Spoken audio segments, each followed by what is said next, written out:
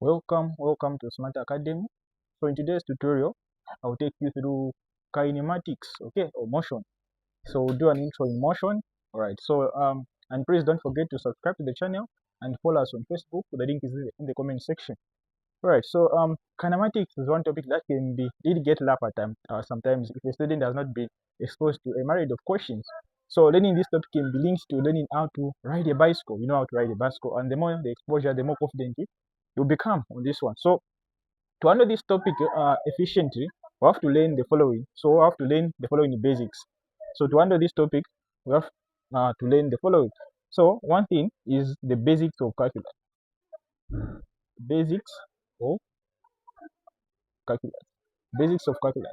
So don't worry about calculus. Calculus don't be deep.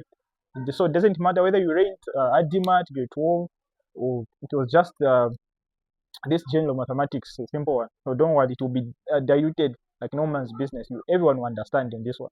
Then other things that are supposed to learn is derivations of equations. So deriving equation, derivations of equations using calculus, and the algebra.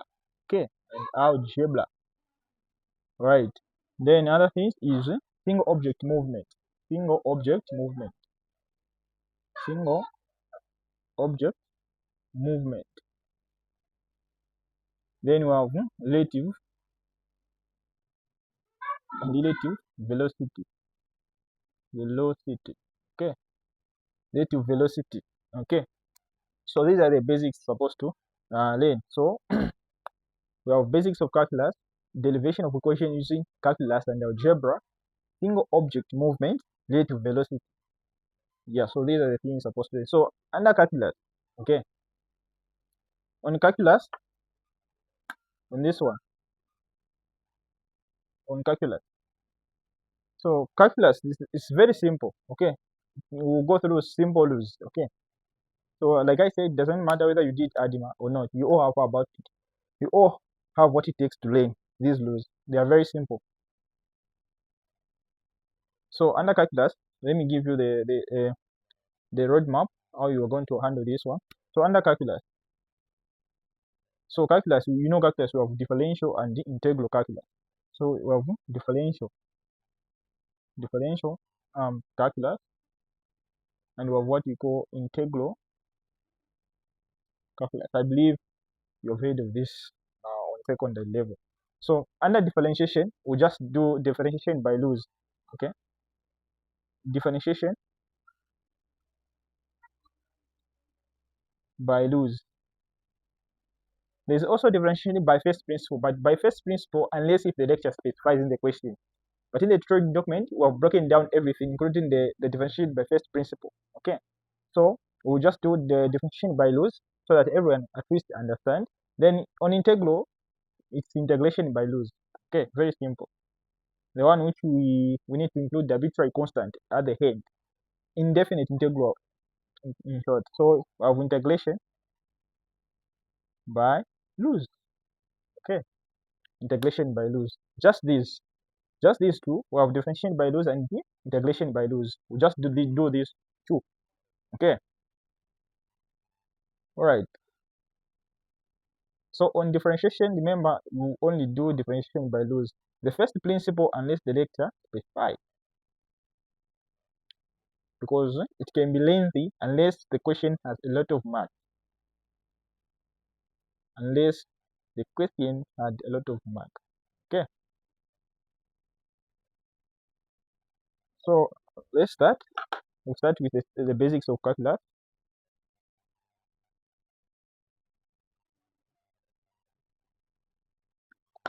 Okay, so we have it there. Also have differentiation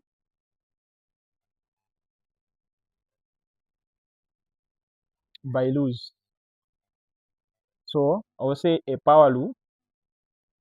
A power law. Okay, we use a power law. So the method involves first principle. First principle, like I said, is very linked. So it should only be used when the lecture specifies that they want to use the first principle. So if the question has maybe 1 mark, just use the simple one, the power law. So for the power law, let's say we have a, okay, x to the power n, right? So this is the power, n is the power, a is our coefficient. Okay, so to differentiate, simply multiply the coefficient. So this is the coefficient, multiply the coefficient by the power, by this power, then subtract from the power. You multiply and subtract. Okay, it's very simple, very simple. Okay, multiply the coefficient by the power, then subtract 1 from it. So let's say we have d, the derivative. So these are the terminologies they like to use. Find the derivative or differentiate. So d over dx, then you have ax to the power n. Okay, so this one, when we differentiate using power law, this one will become, so if you multiply n times a, we're going to have n a, okay, x to the power n minus 1. So you subtract 1 from the power, subtract 1 from the power. So if an item doesn't have a letter, then it has that letter to the power 0. Okay, so what I'm saying is, if an item doesn't have a letter, so for example, we have y equal to 3x plus 4. Okay, 3x plus 4 is the same as 3x, x has the power of 1. So this doesn't have a letter. So plus 4, if it doesn't have a letter, so this simply means there's a power, it has a letter, but the power is actually 0. Okay, all constant becomes 0 after differentiating. So after differentiating, this one will become 0 to disappear. So let us try to differentiate this one now. Let's say um, we have f of x to be equal to x squared plus 3. So differentiating this one, okay. So would multiply 2 by the coefficient. So here our coefficient is actually 1. So we're going to have 2, then x to the power 2 minus 1. So we're subtracting 1 from the power. Okay. Then plus 0. Why is 0? Because I said a number without this is a constant. So it has small like this one. Okay. So the 0 to be 0 multiplied by 4. Here meaning here 4 would disappear. Even here that is 0. Again. I hope you understand. Then um so here our answer will be 2x. To subtract 2 minus 1 from the power, we're going to remain with 1. So meaning our x will be 1. So it will be 2x. Simple as that. Very easy. Right? Very easy. Very easy.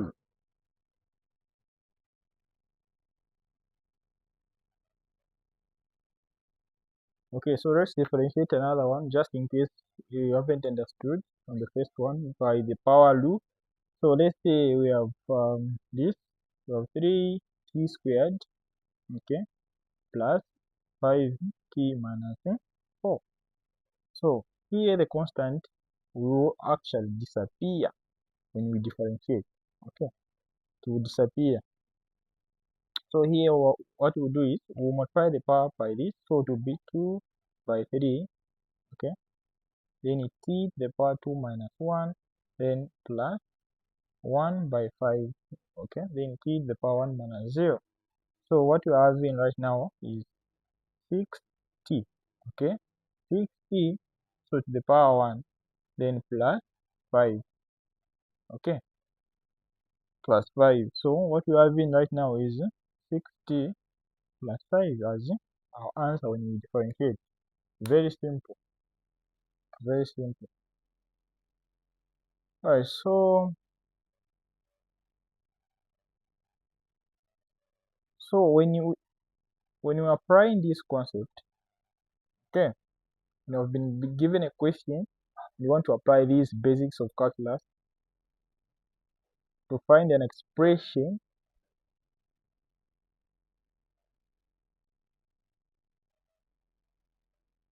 We need to apply this relationship. So and this relationship is and this relationship is going like this.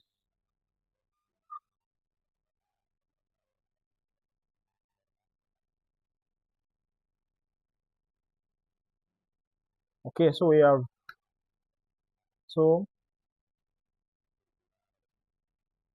so we have so the relationship that you're supposed to know when you have been given expression, they tell you to change from maybe acceleration to velocity or from velocity to displacement. So what you need to apply is this concept. So we have acceleration, we have velocity, and we have displacement. So this is displacement, this is acceleration, this is velocity. Okay.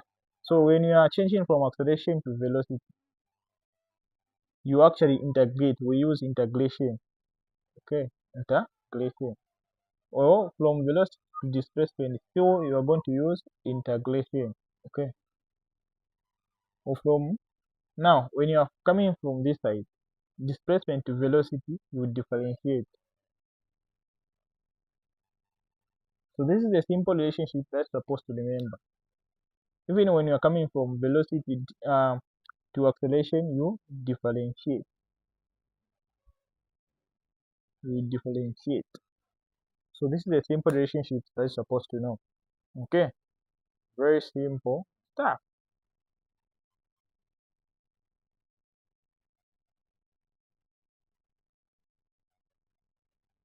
So we have to differentiate from x to v, differentiate from a to v or to x. You have to integrate. So let's continue now with the power rule. Let's do a question. Before we do a question, let us finish the remaining do on integration. Okay, on integration rule. So on integration,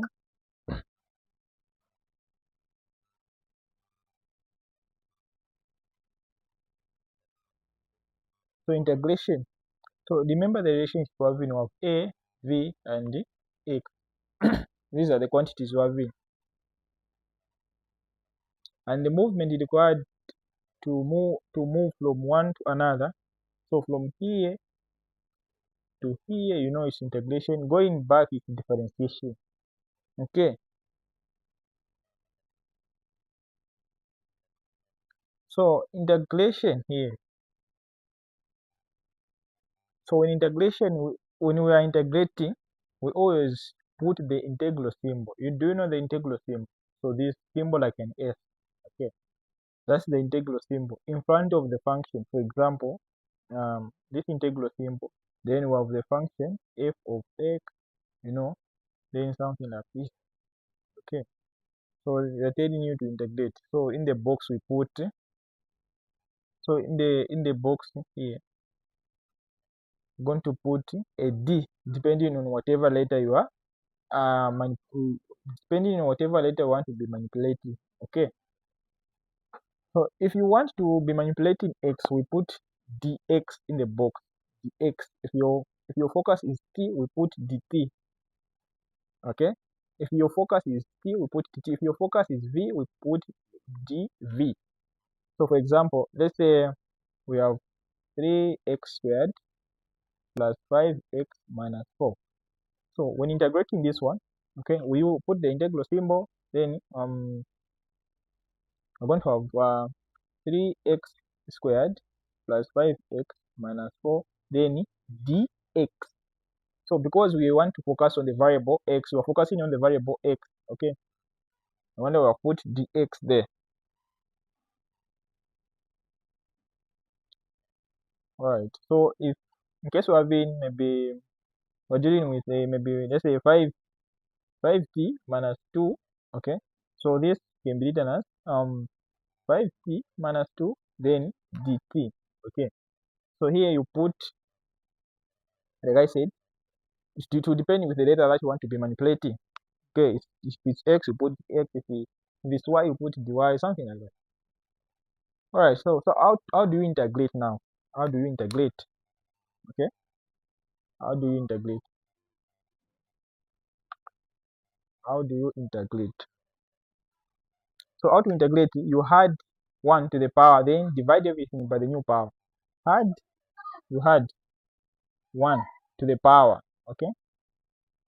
you'll be adding 1 to the power, then divide everything by the new power. So if we have integral this, of ax, okay, to the power n, so meaning the data we are manipulating is actually x, we'll put the x here. So this will become, this becomes ax, okay, n, so n is the power, so we'll add plus 1. Everything divided by the new power. The new power is actually n plus 1. Okay, so the dx tells you to add 1 to the power of x and divide everything by the new power. But we have left out one very important thing. It is like calling an international number not add a plus sign. Like, okay. So what you need to know is integration actually falls in two categories or two types. We have what we call as in types. Integration falls in categories as types. Okay, so what we call indefinite integrals, indefinite integrals. Okay, indefinite integrals, indefinite integrals. So this is when you have not been given units. Limits. Okay, indefinite integrals is when you have not been given limit. I'm saying limit. Limits are defined as numbers placed on top and below the integration symbol. So this symbol, we have this symbol. Let's say if you have 2 here and 1. So these are the limits. So this is the upper limit, this is the lower limit. Okay. So but for indefinite integrals, we don't have these limits actually. They don't give limits. Okay. Yeah. Hope you are getting the idea. You know these basics from secondary. Okay. So if you have not been given limit, always add plus 3, arbitrary constant. If you have no limits on integrals, so meaning you will be adding plus 3, arbitrary constant, at the end of your final answer. You will be adding this. Okay.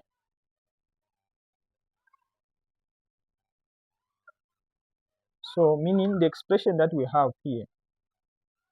So ax to the power n plus 1, everything divided by the new power. So meaning here we will add plus 3 when we are done. That's what I mean. Okay.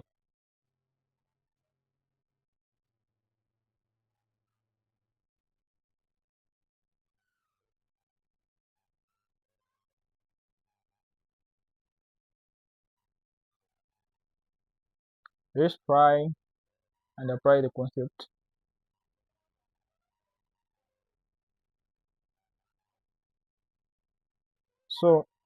So this constant actually, let me talk about it. So to find what the value of this constant here, okay, to find the value of c is always need to always to plug in the initial condition given the question. The question in the question you'll be given initial condition, okay.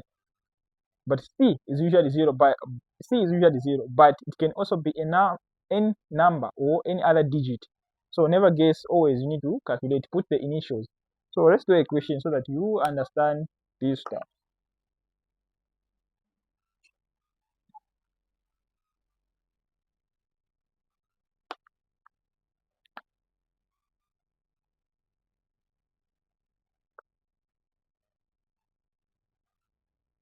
So let's say a particle, okay. Let's say we have the equation like this. So a particle, a particle moving in air in a straight line has an acceleration.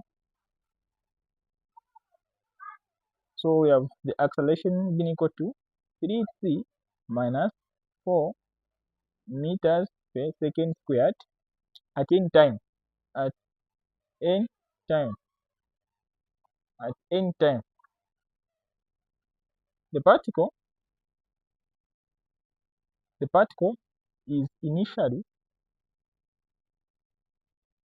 the particle is initially 1 meter from the origin. The particle is initially 1 meter from the origin with a velocity of 2 meters per second. The question is find A, an expression, okay, an expression, find an expression of the velocity as a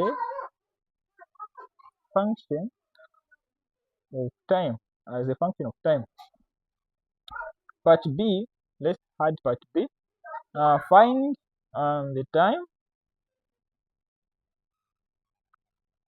when the particle, find the time when the particle is at instantaneous rest.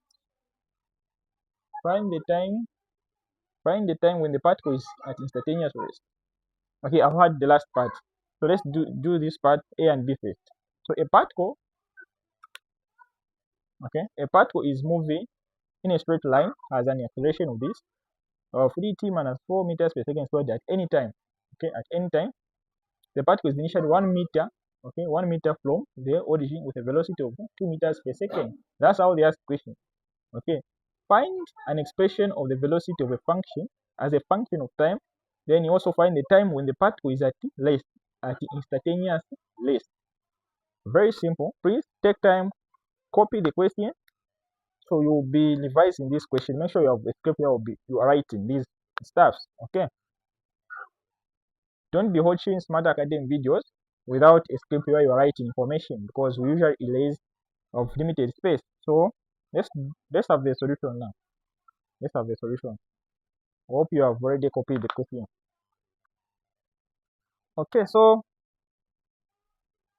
remember the relationship. So when you're having acceleration, velocity, and displacement, so when you are moving from acceleration to velocity and from velocity to displacement, you integrate. So integrate. When you're going back, you differentiate. Simple rule. So here we have been given in the question, we have been given acceleration. They want v. Okay, what they want is, what they are looking for is v. Okay, and displacement. I'll talk about it. I'll include the question on displacement so that you understand. So this means we have to integrate, and we have not been given any limit, so we should put an arbitrary constant at the end, then use the original conditions or the original initials to find the arbitrary constant. So let's see the data that we have in. So the data that we have in of acceleration being equal to 3t minus 4, and the initials, so the distance is actually 1 meter. Initial velocity we have 2 meters per second.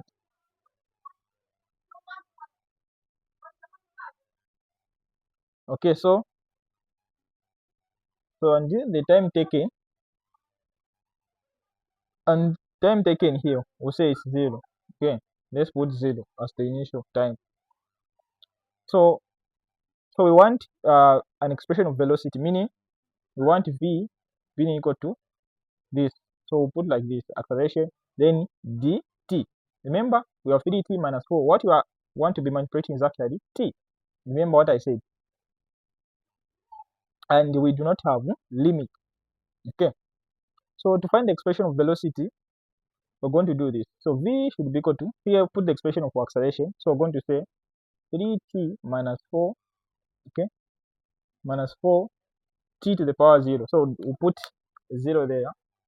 Let me use a different color. So let's put power 0. Here t has the power of 1. Remember, and here we're manipulating t, so put dt.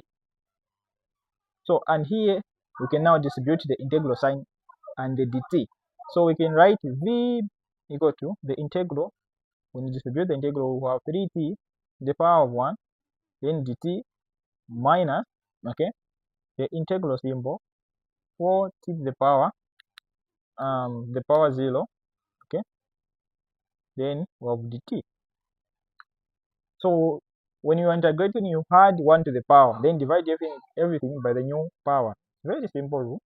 So v should be equal to, so this will be 3t to the power 1 plus 1 over 1 plus 1 minus 4 to the power 0 plus 1 over 0 plus 1, then plus t, arbitrary constant. we are integrating, remember?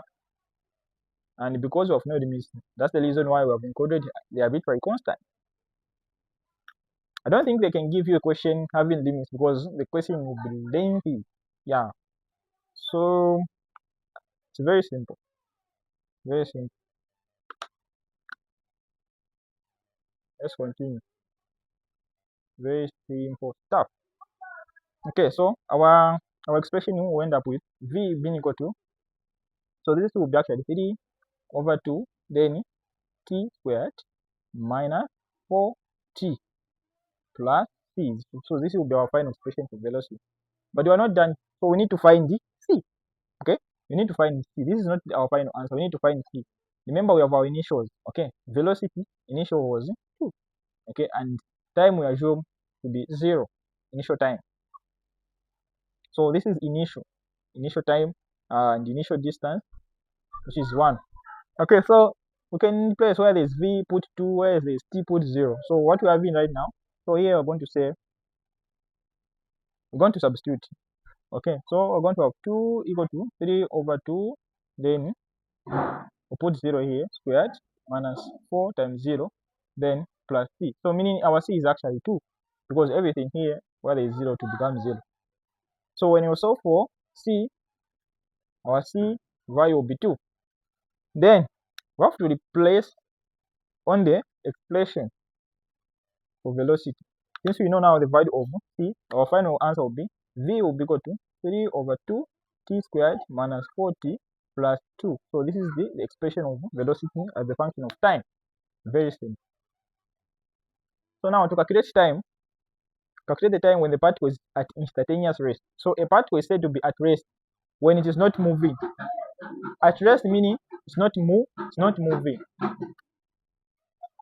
So part B, they're saying at rest. Then at rest means the particle is not moving. Right? Not moving. So when it's not moving, you simply equate the expression for velocity to 0. Then solve for t. That's all. Easy. Easy. So we're going to say v equal to 3 over 2 t squared minus 4t plus 2. So this expression here, 3 over 2 t squared minus 4t plus 2 will be equal to 0. Then this expression here, we need to solve for t. Okay, we solve for t. So how do we solve for t? I hope you know the quadratic equation. The GAN formula, you are calling the GAN formula at the secondary. I think you can even apply it here. The GAN formula, you can apply it to solve for t. So let's solve for t. Let's see if you remember the GAN formula. Okay. Let's solve for t here.